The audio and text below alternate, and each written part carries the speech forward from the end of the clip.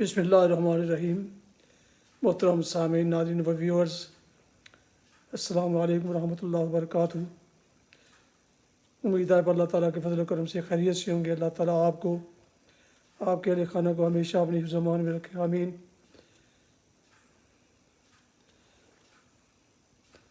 راہ ہدایت و نجات کے سلسلے کا ولاگ درس قرآن کا آغاز کرتے ہیں۔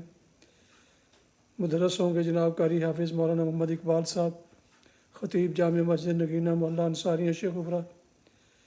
یہ روحانی اور قرآنی سلسلے کا ولاگ جو سراسر باعث خیر، باعث برکت اور باعث ثواب ہے، یہ روزانہ کی بنیاد پر میں اپنے یوٹیوب چینل بشیر رشیدی سے پیش کرتا ہوں، اللہ تعالیٰ کی رضا کے لیے اور عوام الناس کی تعلیم کے لیے، تاکہ وہ قرآن پاک کو سمجھیں اور اللہ تعالیٰ ہمیں اس پر عمل کرنے کی توفیق عطا فرمائے۔ تو شروع کرتے ہیں درس قرآن۔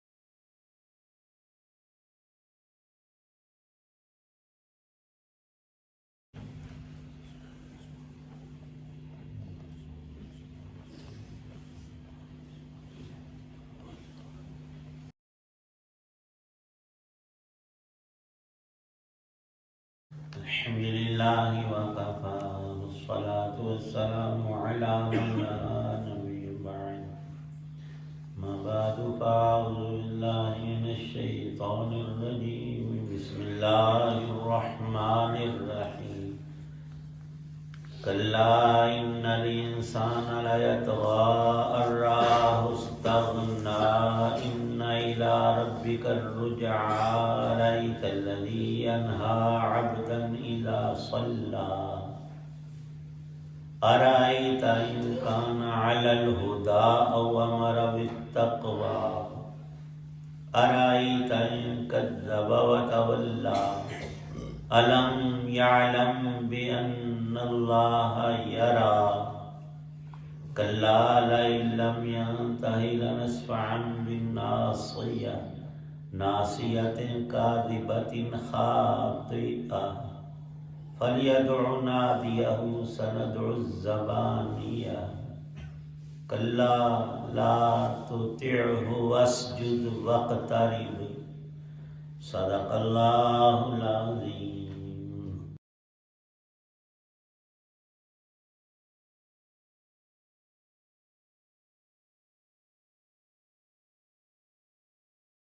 حقیقت یہ ہے کہ انسان کھلی سرکشی کر رہا ہے، کیونکہ اس نے اپنے آپ کو بے نیاز سمجھ لیا ہے۔ سچ تو یہ ہے کہ تمہارے رب ہی کی طرف سب کو لوٹنا ہے۔ بھلا تم نے اس شخص کو بھی دیکھا جو ایک بندے کو منع کرتا ہے جب وہ نماز پڑھتا ہے؟ بھلا بتلاؤ کہ اگر وہ نماز پڑھنے والا ہدایت پر ہو یا تقوی کا حکم دیتا ہو تو کیا اسے روکنا گمراہی نہیں؟ بھلا بتلاؤ کہ اگر وہ روکنے والا شخص حق کو جھٹلاتا ہو اور منہ موڑتا ہو، کیا اسے یہ معلوم نہیں ہے کہ اللہ دیکھ رہا ہے؟ خبردار، اگر وہ باز نہ آیا تو اسے پیشانی کے بال پکڑ کر گھسیٹیں گے، اس پیشانی کے بال جو جھوٹی ہے، گناہ گار ہے۔ اب وہ بلا لے اپنی مجلس والوں کو، ہم دوزخ کے فرشتوں کو بلا لیں گے، ہرگز نہیں اس کی بات نہ مانو اور سجدہ کرو اور قریب آ جاؤ۔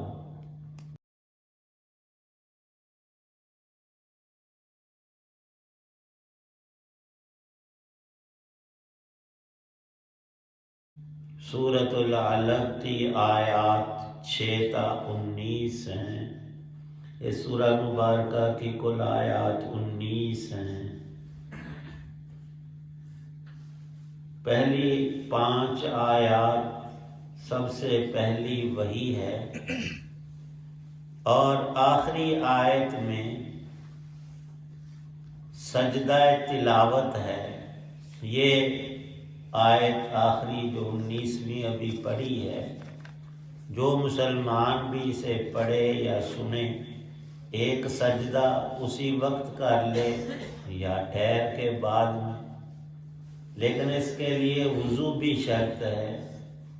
کسی نے سنا یا پڑھا زبانی، اس وقت وضو نہیں تھا تو نہ کرے، جب وضو کرے گا اس وقت سجدہ کر لے۔ ابھی درس کے آخر میں دعا کے بعد ہم سب انشاءاللہ یہ سجدہ کریں گے۔ قرآن پاک کی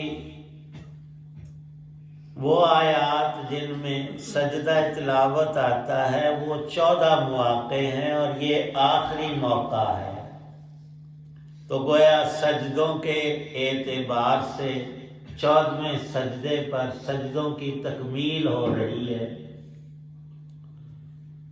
اور اللہ تعالی شانہ نے سجدے کی یہ شان ارشاد فرمائی کہ بندہ اللہ کی رحمت کے سب سے زیادہ قریب سجدے کی حالت میں ہوتا ہے۔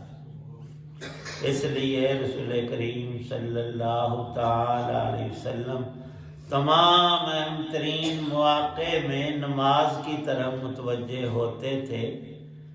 قرآن پاک میں سجدے اور رکوع کا ذکر کر کے نماز ہی مراد لی جاتی ہے۔ سجدہ کر یعنی نماز پڑھ، اور نمازوں میں سب سے مقدم فرض نماز ہے، جس کی آج تو اہمیت سامنے نہیں ہے، لیکن کل ہم دیکھیں گے اپنی دوسری زندگی اخروی میں کہ ایمان کے بعد سب سے زیادہ قیمتی اور اہم ترین ہمارا عمل اور ہماری چیز وہ نماز ہی ہے۔ اس سے بڑا کوئی عمل نہیں، اس لیے اللہ نے 5 نمازیں ہر مسلمان پر پوری زندگی فرض فرمائی ہیں۔ کم از کم اپنی ذات کے لیے اس نماز کا رب کو کوئی فائدہ نہیں، ہمیں خود فائدہ ہے اس کا، اس لیے اللہ نے فرض فرمائی ہے۔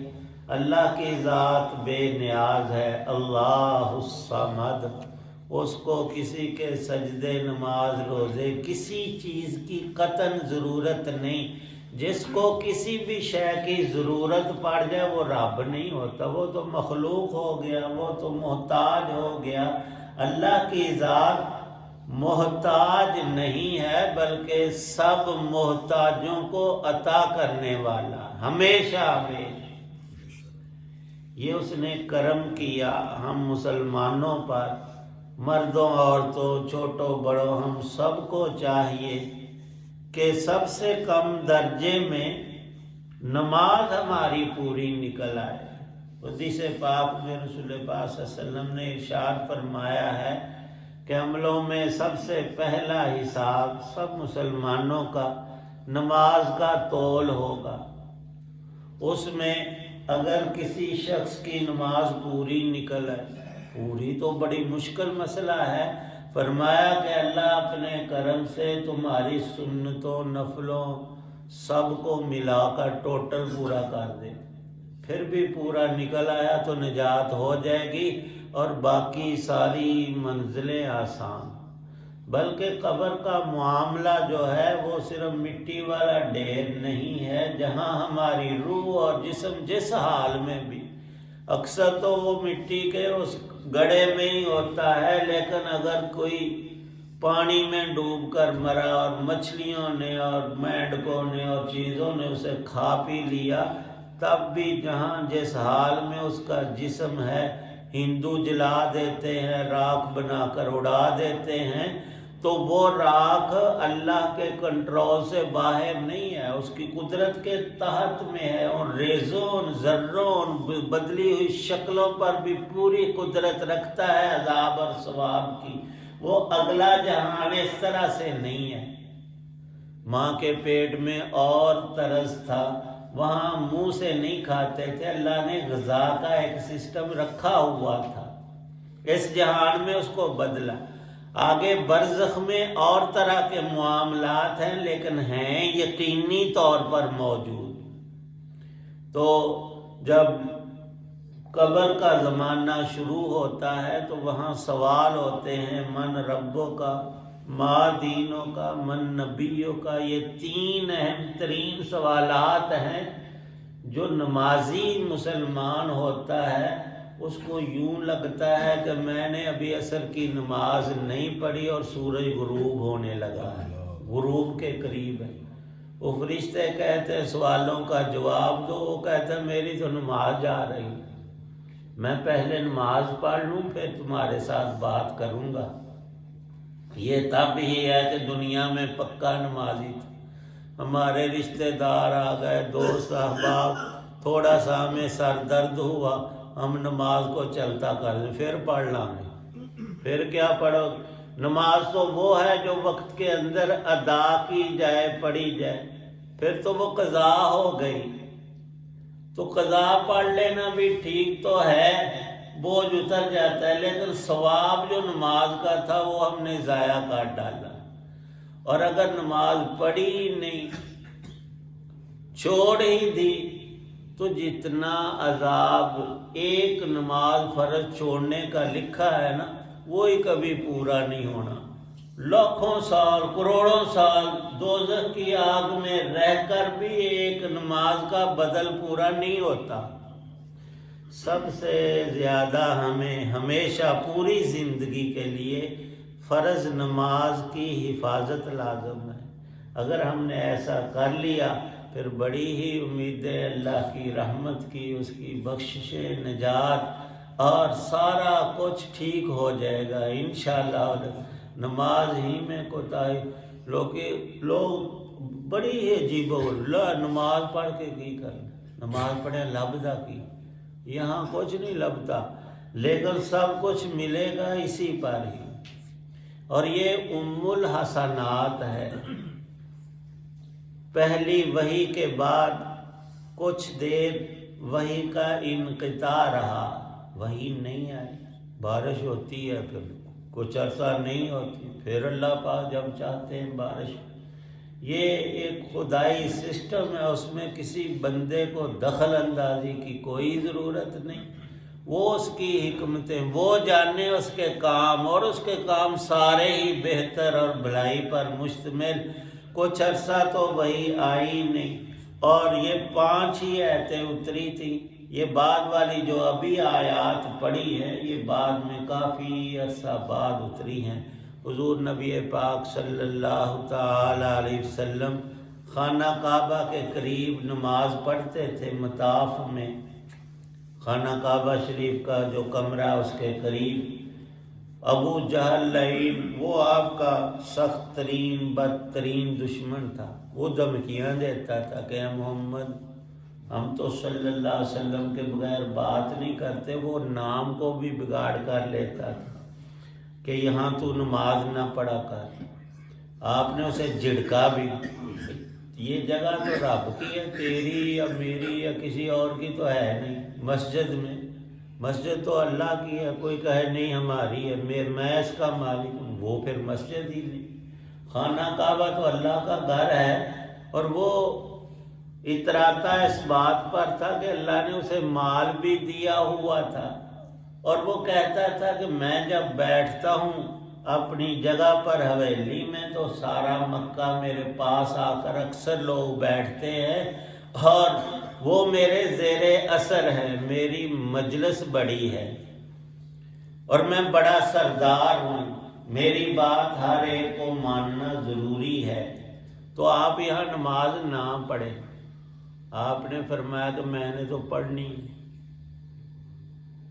कहने लगा कि मैं आपको फिर तकलीफ दूंगा। एक दफ़ा आपकी चादर मुबारक थी, वो भी उसने बदतमीज़ी की और खींची, और फिर इरादा किया आप नमाज पढ़ते हुए जब सजदे में गए, कहा भी था उस लईन ने कि मैं आपकी गर्दन पर पाँव रख दूंगा और उसे मसल दूंगा।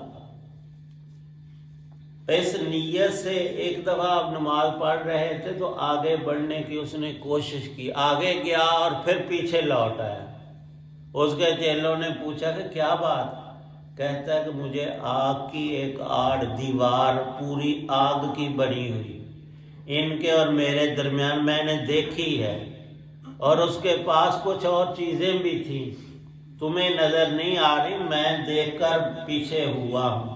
فرمایا رسول پاک صلی اللہ علیہ وسلم نے، وہ دوزخ کے فرشتے تھے، اگر یہ میری طرف بڑھتا تو وہ اس کی ایک بوٹی الگ کر دیتے، اس کا قیمہ بنا دیتے، لیکن یہ بات نہیں آیا شرارتوں سے۔ ایک دفعہ اس نے نوکروں کی ڈیوٹی لگائی کہ ایک اونٹنی ذبح کر کے جو حاملہ بھی ہو، اس میں بڑی غلاظت ہوتی ہے، اس کے پیٹ کا وہ سارا چارہ وغیرہ اور گندگیاں نجاستیں لا کر نبی پاک صلی اللہ علیہ وسلم سجدے میں گئے تو اوپر رکھوا دی۔ اللہ تعالی شانہ نے ان آیات میں ارشاد فرمایا ہے کہ وہ ہمارے رسول اس کی خیر خواہی کرتے ہیں، اس کو سیدھی راہ بتاتے ہیں، اللہ کی عبادت کرتے ہیں، اور یہ ان کو اللہ کی عبادت سے روکتا ہے۔ تو اب تم ہی فیصلہ کرو کہ یہ کتنی گستاخی رب اور رسول کی کر رہا ہے، قابل سزا ہے یا نہیں۔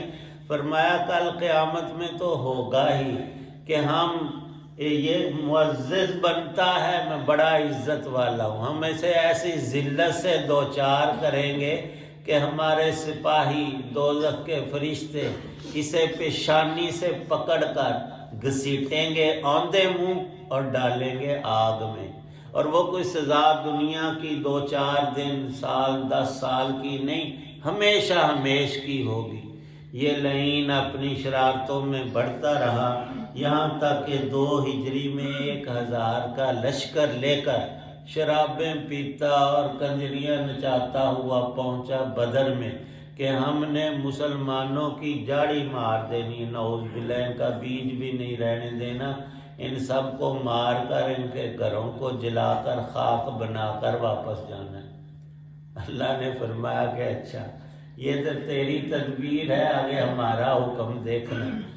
تو حق تعالی شانہ نے اس لشکر کو ایسا پسپا کیا، شکست سے دوچار کیا کہ مسلمان صرف 300 تھے، 313، اور ان کے پاس اتنا اسلحہ بھی نہیں تھا، لیکن یہ شکست کھا گئے، اور 70 بندے ان کے بڑے بڑے جو تھے ان میں یہ بھی ایک تھا۔ اس کا جو اونٹ تھا، اس نے اس کو نکیل، وہ جو ناک میں ڈالتے ہیں وہ سونے کی بنوا کر ڈالی ہوئی تھی، اور بڑی ہی اکڑ تھی، حد سے زیادہ۔ فرمایا تھا نبی پاک صلی اللہ علیہ وسلم نے، ایک تھا فرعون موسیٰ علیہ السلام کا، جب وہ اللہ کے عذاب میں آیا پکڑ کے اندر اور ڈوب رہا تھا پانی میں سمندر کے کنارے کے قریب، تو کہہ رہا تھا اب میں مان لیتا ہوں موسیٰ والے رب کو۔ فرمایا کہ میری امت کا بھی ایک فرعون ہے، وہ ہے ابو جہل۔ جب وہ قتل ہو رہا تھا بدر کے میدان میں، زمین پر گرا ہوا، پچھڑا ہوا اور زخمی حالت میں، اور عبداللہ ابن مسعود اپنی تلوار لے کر اس کی گردن جدا کرنے لگے کہ ظالم کہیں بچ نہ جائے۔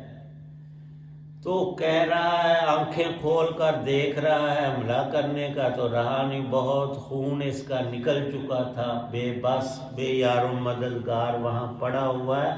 ان کو کہہ رہا ہے کہ میری گردن نہ نیچے سے کاٹنا، پتہ چلے کسی سردار کی گردن ہے۔ اتنی اکڑ تھی اس مرتے ہوئے بھی۔ فرمایا نبی پاک صلی اللہ علیہ وسلم نے کہ میری امت کا فرعون موسیٰ والے فرعون سے بھی بڑھ کر تھا، زیادہ ملعون تھا۔ حضرت عبداللہ ابن مسعود نے اس کو رسی ڈالی، فرماتے میں نے تلوار ماری، میری تلوار تھی ذرا کمزور، وہ لگی بھی کندھے پر، یہ مرا نہیں۔ اس کے ہاتھ میں بڑی زبردست تلوار تھی مشہور زمان، وہ میں نے کھینچی اس کے ہاتھ سے اور اس کی گردن سر سے الگ کر دی، پھر میں نے اس کو رسی ڈالی اور گھسیٹ کر نبی پاک صلی اللہ علیہ وسلم کے پاس لائی۔ اللہ پاک یہاں ارشاد فرما رہے تھے کئی سال پہلے کہ تیرا برا حال ہوگا ورنہ باز آ جا، باز نہیں آیا۔ اللہ نے حکم فرمایا آپ نماز پڑھیں، آپ کا تو یہ بال بھی پیکا نہیں کر پائے گا، آپ نماز پڑھتے رہے، اور امت کو بھی یہی حکم ہوا کہ وسجد جب بھی تم سجدہ کرو گے اللہ کی مزید رحمتیں، ایمان کا نور بڑھے گا، اور نماز کسی طرح بھی خسارے کا کام نہیں، فائدہ ہی فائدہ ہے۔ وقت رب، یہاں سورت مکمل ہو رہی ہے، ابھی دعا کرتے ہیں، پھر ایک سجدہ کریں گے، یہ 14واں آخری سجدہ ہے قرآن پاک کا۔ زندگی رہی تو انشاءاللہ پھر بڑے عرصے کے بعد 9ویں پارے میں پہلا سجدہ آتا ہے۔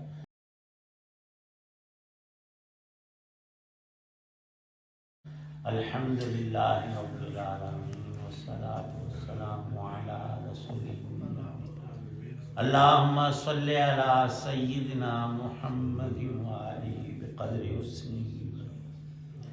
یا اللہ پاک جتنے حضرات دعا میں موجود ہیں سب کی نیک دعاؤں کو قبول فرما، بیماروں کو شفا عطا، سب بیماریوں سے ہماری حفاظت فرما، ایمان کامل نصیب فرما، بدن کی سلامتی صحت عطا فرما۔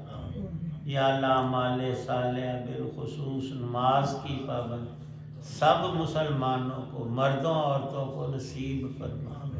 قرآن پاک کے درس کی یا اللہ بعافیت تکمیل نصیب فرما، اور بار بار پڑھتے رہنے کی توفیق عنایت فرما۔ کرم فضل کا معاملہ فرما، ہمارے والدین سب مسلمانوں کی بخشش فرما، مظلوموں کی مدد فرما۔ فلسطین، غزہ، کشمیر، دنیا بھر کے مسلمانوں کو ظلم سے نجات عطا فرما، اہل ایمان کو غلبہ طامہ نصیب فرما، شوکت سطوت عطا فرما، دنیا آخرت کی سب خیر بلائیاں شرور سے حفاظت فرما۔ قرآن پاک کا نور ہمیں ہمارے سینوں میں، دلوں میں، نسلوں میں، گھروں میں، ہر جگہ نصیب فرما۔ صلی اللہ تعالی علی خیر خلقہ محمد وعلی آلہ وصحابہ واہل بیتہ، آمین آمین۔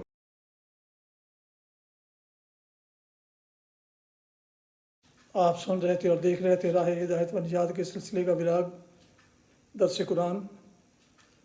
آج کے درس میں سورہ علق کی آیات مبارکہ 6 تا 19 کی تلاوت، ترجمہ و تفسیر بیان کی گئی۔